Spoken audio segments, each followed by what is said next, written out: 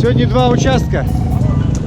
Один уже ребята проехали, вернулись на дозаправку и стартуют следующие 200 с чем-то километров.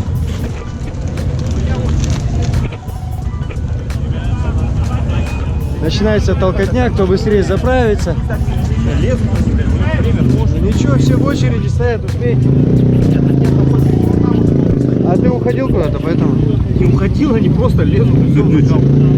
Как ты прошел? Нормально, в одном месте кулин застрял, где узкое ущелье там есть. Заезжаешь, он стоит сломанный, еще один мотогон, начинаю его обгонять, на бок ложусь, переворачиваюсь. А ты кувыркнулся полностью друг друга?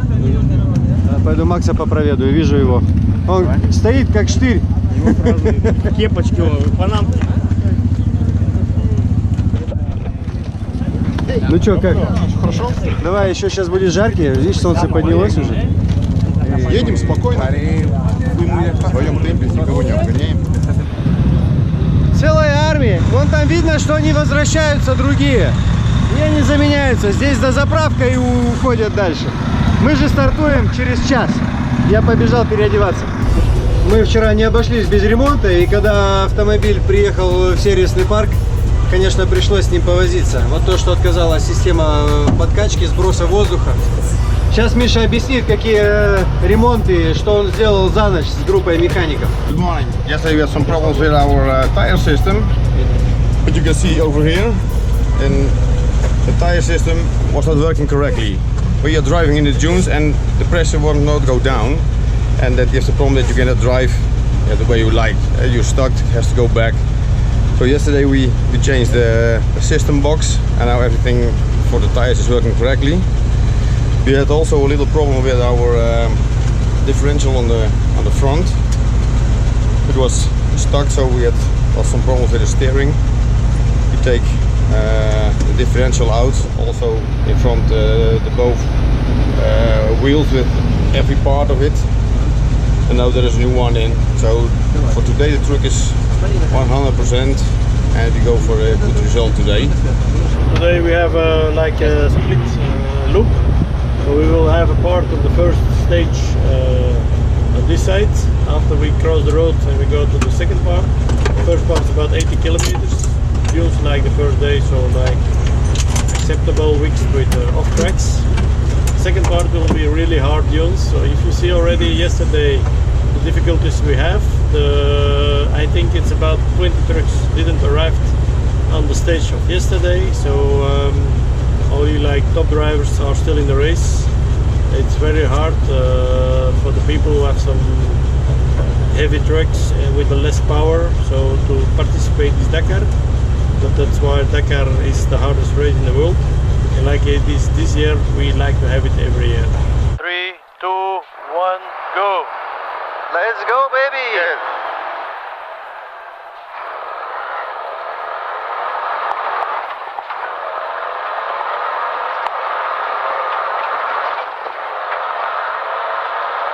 Будем сегодня догонять.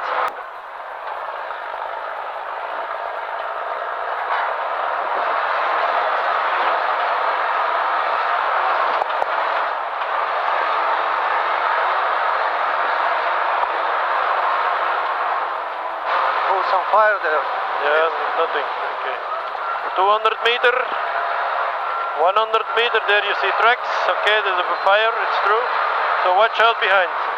Okay, we must turn left. Turn left, left, left into dune.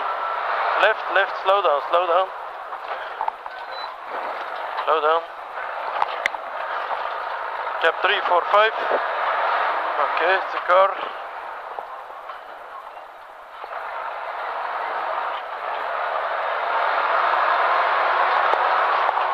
Watch your step. Well, it's just going on the side.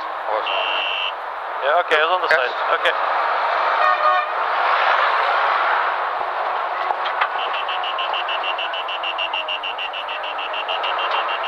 Right, left. Right, up and left. Watch for stones. Big stone.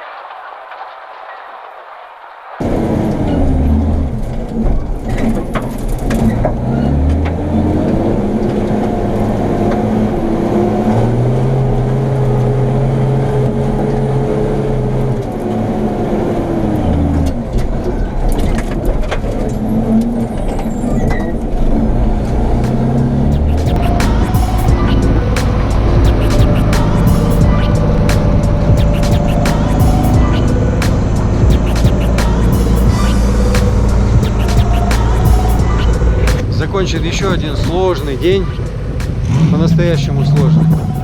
И пески, ну это то, что было вчера, то сегодня и повторили, только немного в другой конфигурации. Сегодня еще добавили такой клампинг настоящий.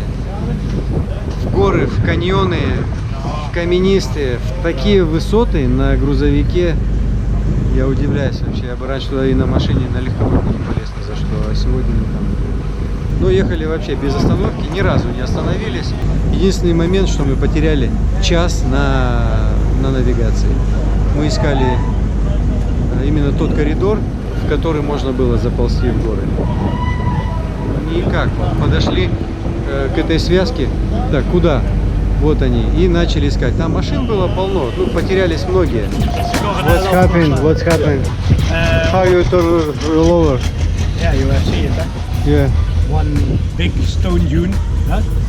And the truck was left, and I was behind, and the other big stone, and I drive with, You make a step on the stone, yeah? yeah, boop, boom.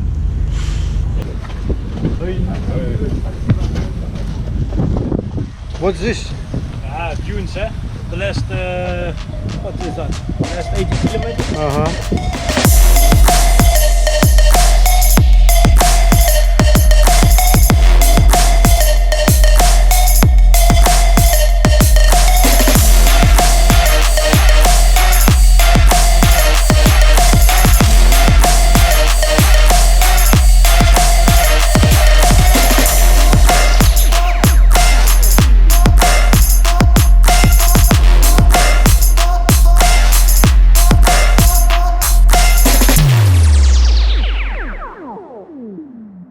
Ну ёб твою мать, как можно остаться живым и веселым при таком клевке? Что случилось, вот расскажи.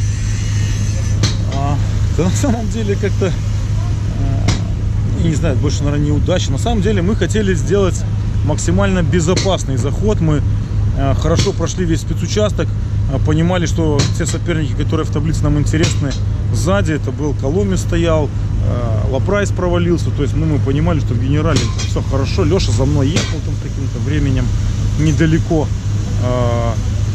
И была последняя точка на выходе из дюн. Этих всех дюнами пугали 50-километровыми последними. Очень аккуратно мы их проехали, не спеша, чтобы 100% наверняка. Это нам тоже помогло, потому что Леша ехал в Вишневске с Сотниковым и с Мордеевым. Говорил, что не заезжали ребята с первого раза, где-то крутились. Мы прошли так чисто по сравнению со вчерашним днем. Отсюда, наверное, и время было, потому что шли не быстро, но очень чисто. И последняя точка. Подходили с большой скоростью, там прямик был хороший. Уже выше дюн вышли, была по песку просто дорога. И впереди слева так был с боковым уклоном вправо такой здоровый бугор, дюна такая.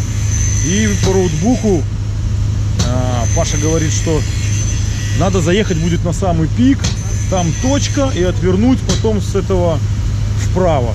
Но так как уклон был правый, я на самом подходе притормозил и думаю, а зачем мне идти сразу по левой стороне, если уклон вправо? Ну стянет же вправо. Я взялся правее, Чтобы атаковать наверх. чтобы атаковать с левым поворотом. Думаю, дюна высокая, пойду с 8, и я полным газом справа налево пошел. То есть не по левой, как все шли, а я как бы для грузовика наоборот, как мне показалось, выбираю наиболее безопасный путь. Я снизу и пошел как бы в лоб. И, ну я не знаю за сколько, может за метров за 20 только мы увидели, что там обрыв. То есть так как песок гладкий, а потом идет песок вверх, то нигде горизонт не теряется, он одинакового цвета, ее не видно. Ну и в последний момент, скорость была, я не могу сказать какая, но 8-я повышенная у нас была, откручена до конца практически. Я думаю, там километров 120-110 было на подходе. Сколько-то метров мы успели оттормозиться, потом нам в тормозном пути просто закрыл песок видимость. Мы вообще уже на самом деле не видели, как мы падаем. Ударились очень сильно. При этом, как оказалось позже, машина-то не сильно пострадала. Наверное, я думаю, что мы прилетели просто лонжеронами уже рамы под таким углом ударились, что не колесами. То есть подвеска в порядке, кронштейны в порядке. Она стала так свечку постояла немного, и так как уклон этот был вправо, она вправо упала. И на мной я так не попадал. Но как раз вот стояли ребята вот из Астаны, из пресс-службы, и подсказали, что Леша Вишневский идет, ну, очень близко, там в минутах 8 где-то за нами. И мы не стали терять время, размотали пал, посмотрели как, куда, чего. И когда Леша подъехал, мы подняли машину за 5 минут. То есть по большому счету мы на этой аварии потеряли, ну, где-то от 15 до 18 минут. быстро, То есть кстати. это очень быстро, учитывая то, что было просто, ну, очень на большой скорости и очень сильно. Я недоволен тем, что было написано в роутбуке, на самом деле. Так Ну, нельзя Серый, то есть ты делать. максимально его погасил скорость. Я ты- много гасил, Ты да. удар снизил, понял? Да. За счет этого песка, оно просто тебя как в подушку Ты ж видел, как я приняло. там нагреб, блядь. Ты представляешь, что мы внутри, как мы когда мы там тормозили, блядь. Если мы на видео, потом смотрим все-таки раз и Да, фу, погасили. блядь, а то- Перед даже когда летел, я тоже говорю, зад-то еще был заблокирован, тоже какое-то время держал. И поэтому, скорее всего, угол такой пошел вниз. Но я говорю, это, наверное, если бы приземлился на колеса с такой высоты, я думаю, вырвал бы шквор. Угол. А этот бампер целенький? Бампер разрубил его лонжерон. Его нету вообще, мы его сразу выкинули там. А вот так бампер разрубило вот этими прям. А, ну значит ты и Я, значит, ими как нож. радиатор целый. Но тут даже царапин нет от песка. Я думаю, что все приняло из-за того, что был большой угол и лобовик, но ничего не побил. Хотя вот эти уши примяли оба, то есть как бы удар был плашмя. Я когда нашел по пути попал в промоину, у меня срезало все болты, оторвался кронштейн. Там скорость была 50-60 километров. Здесь скорость была намного выше, но видишь, что целое. Молодец. В этой всей ситуации радует то, что очень потеряли мало времени. При этом еще мы переместились на 4 позиции вверх в генерале. Мы теперь 4-е.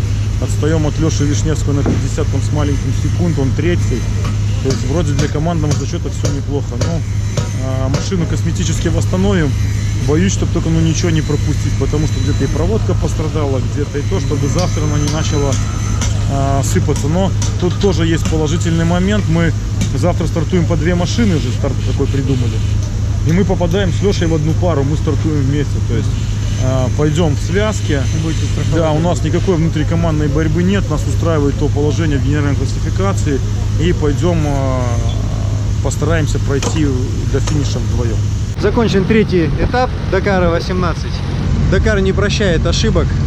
Последние 500 метров это не право расслабляться. Нани Рома сегодня сошел с дистанции. Его увезли вертолетом, эвакуировали. 500 метров до финиша. Авария. Поэтому не расслабляться до последней секунды, пока уже в створ финиша не проедешь. Начались серьезные потери, серьезные сходы и серьезные аварии. Да, это Дакар. Добро пожаловать в игру.